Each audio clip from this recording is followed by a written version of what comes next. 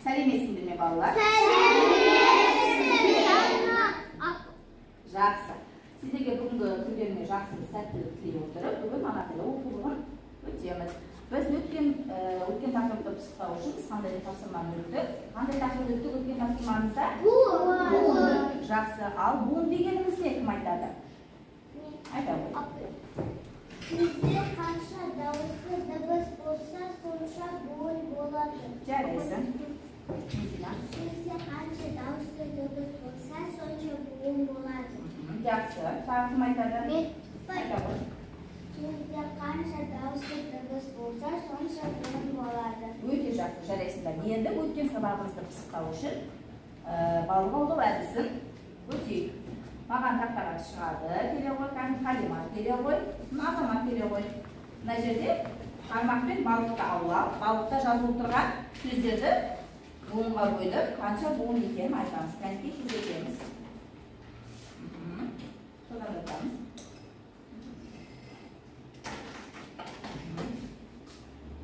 Ал, айтады. Қандай сөз? Тамақ. Буынға бөле ғой.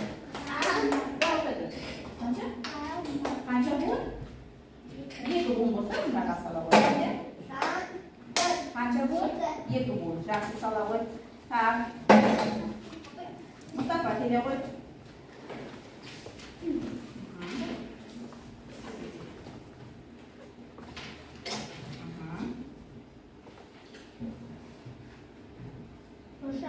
Қанша буын? Үш буынды. Жақсы, мына жаққа үш буынды. Жақсы, балалар. Екі аквариумымызда біздің балыққа толды. Жақсы, олай болса өткен сабағымызды жақсылап білдік деп ойлаймын. Олай болса бүгінгі біздің жаңа тақырыбымыз тасымал. Тасымалды білу үшін балалар барлық назарымызды тақтаға аударайық. Кәнекей.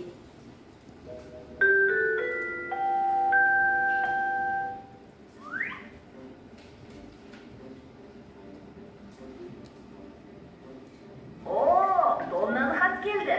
Не жазыпты?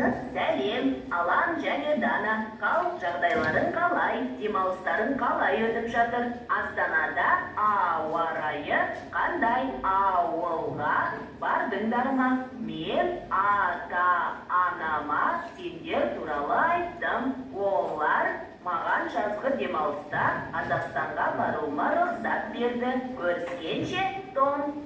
Аланаға Том, ауа, ауыл, ата және олар деген сөздерді дұрыс тасымалдамапты. Дұрыс айтасың.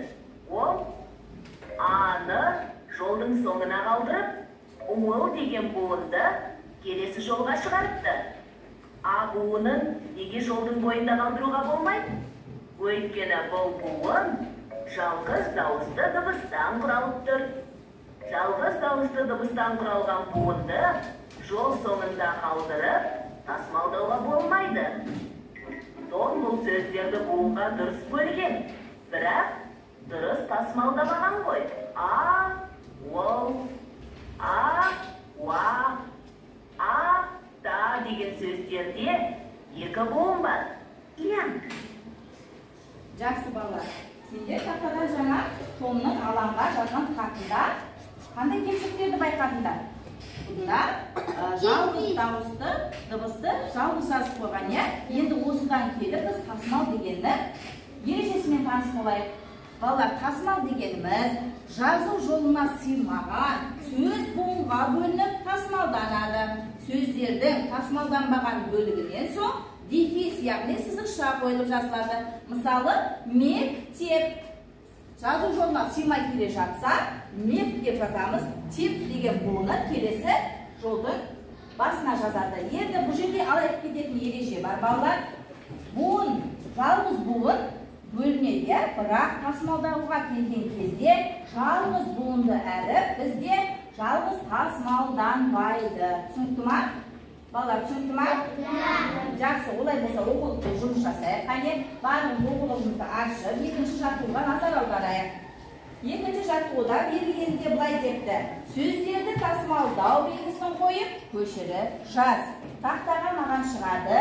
Мұнда тұрақтар, жұлдызша деген сөз бар екен. Маған бүгін тақтаға шығады. Кел, Қалима, келе ғой.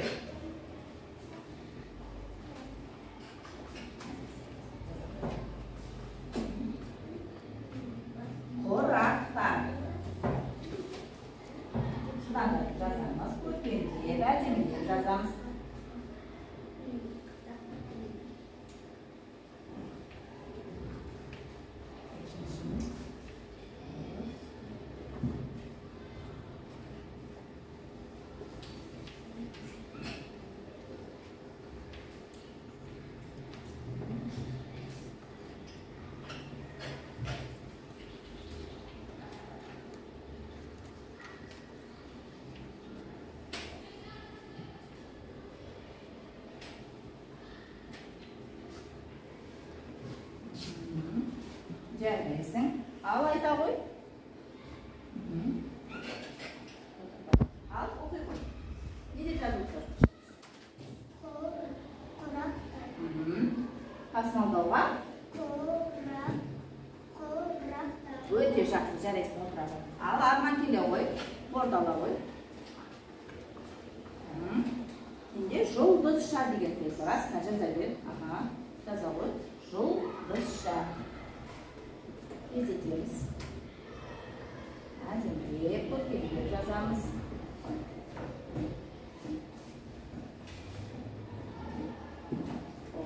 Жұлдыз.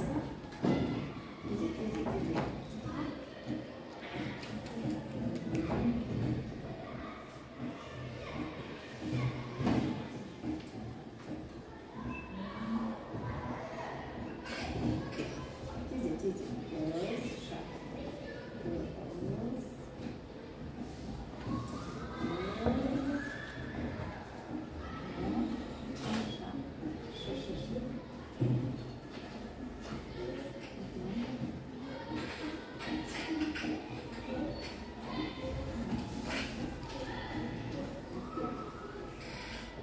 Өте жақсы.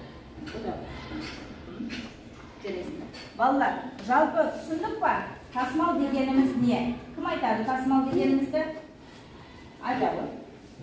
Жолда жазып келе жатқанда сыймай қалса, астына сызықша арқылы тасымалдаймыз. Өте жақсы, отыра қой. Ал, Назерке айта ғой. Жазып келе жатқанда жолға сыймай қалса, Келесі жолға тасымалдау. Жақсы, отыра ғой. Медина. Келесі жолға сыймай қалса, Жазып келе жатқан жолға сыймай қалса, келесі жолға не істейміз? сыймай қалса, сызықша арқылы жазамыз. Жақсы. Балалар, сендерге сұрақ. Жалғыз әріп тасымалданады ма? Жоқ. Жалғыз әріп тек қана не құрай алады? Буын құрай алады. Өте жақсы. Жалпы бүгінгі тапсырма түсінікті ма? Иә. Жақсы.